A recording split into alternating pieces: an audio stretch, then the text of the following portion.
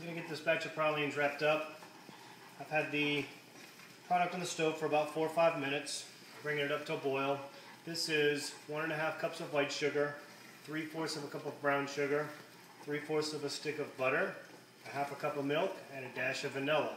We also have about a cup of pecans that we're going to go ahead and add in. Well, 1 second on that. Let's go back a step. Sorry.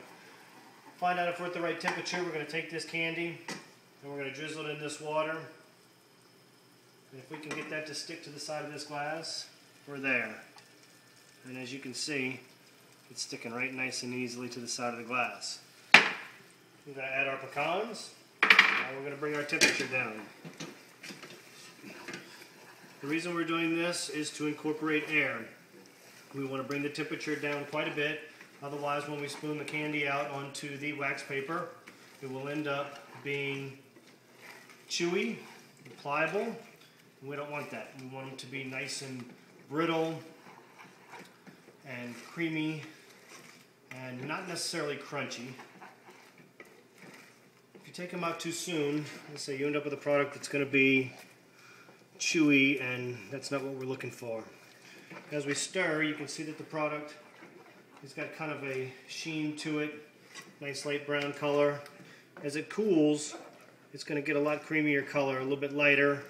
It's going to pull away from the sides of the pan.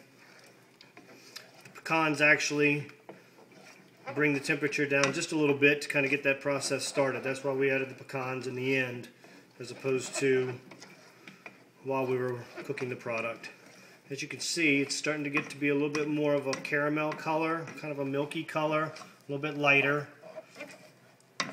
Kind of starting to get a little bit more opaque, not quite as clear, not quite as shiny as it was before.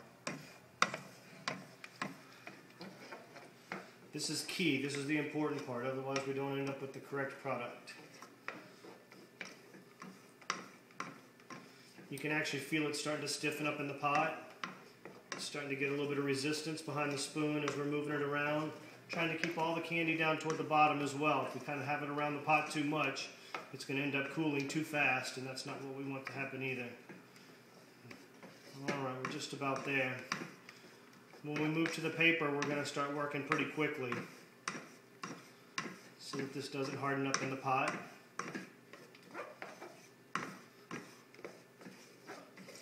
And we're just about there. When we're working from getting it onto the wax paper, we want to keep all the product at the bottom of the pot. That's kind of important, otherwise it's all going to harden up in the pot on you. Okay, here we go. Let's get all of our product down here and move over here. Now we kind of want to work a little bit faster to get the product out of the pot. Keep everything down at the bottom.